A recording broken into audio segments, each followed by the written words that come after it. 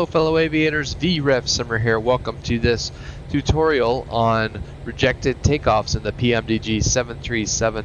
So these rejected takeoffs are something that are very important. Real world pilots train for these every year, and one thing to keep in mind is you have low speed rejected takeoffs and high speed rejected takeoffs. So the low speed rejected takeoffs occur below 80 knots. And at those speeds, the captain could reject the takeoff for a variety of reasons. Maybe a caution or a warning light comes on, and the captain would say, "Abort, I have controls," and stop the airplane. Once you get above 80 knots up to V1, you're really only going to abort the takeoff if you have engine fire, severe engine damage, or if the aircraft does not seem like it will be able to get or stay airborne. And this is going to be a judgment call by the captain. If the captain deems that whatever occurs at whatever speed is not worth rejecting for, the captain will state continue, and you will continue the takeoff roll. Now there is a gotcha. One thing to keep in mind, what if you blow a tire? So think about this. It's typically better to go ahead, take off with that blown tire, come back around, and have an entire runway length to land on. Because if you try to reject the takeoff at high speed, with a blown tire, you're going to have reduced braking capability. You might as well use the entire length of the runway when you come back around to land. So that's one gotcha that can get you. That's something they'll ask you about on check rides a lot of times when you're a pilot in an airline.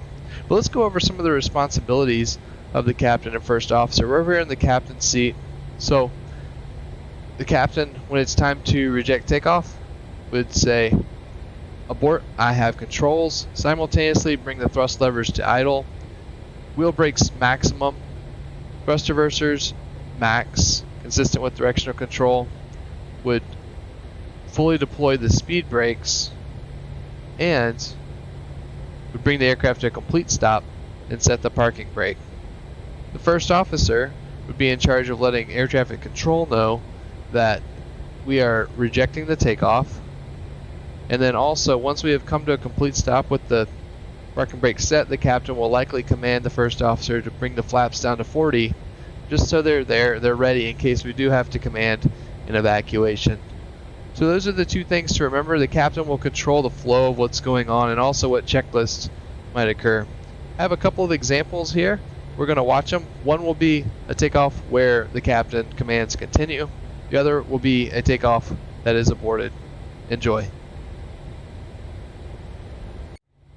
Alright, clear for takeoff, runway 26 left, I have controls. Here we go.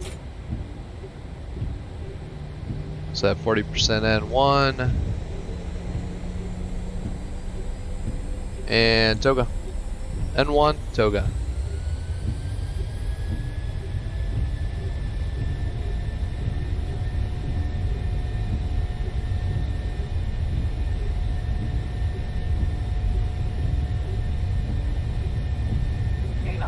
Check, throttle hold, thrust normal.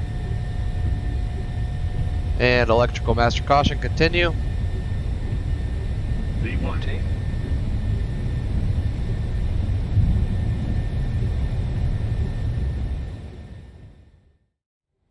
Alright, we're clear for takeoff, runway 26 left, I have flight controls. Here we go. Set our N1 up to 40%. And toga. N1, toga.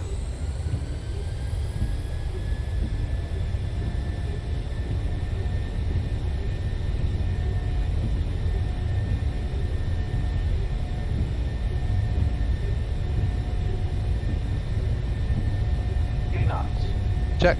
Throttle hold, thrust normal. And abort, abort, I have controls.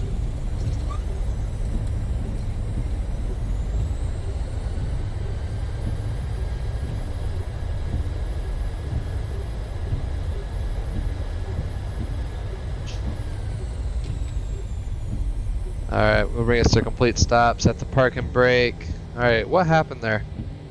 Looks like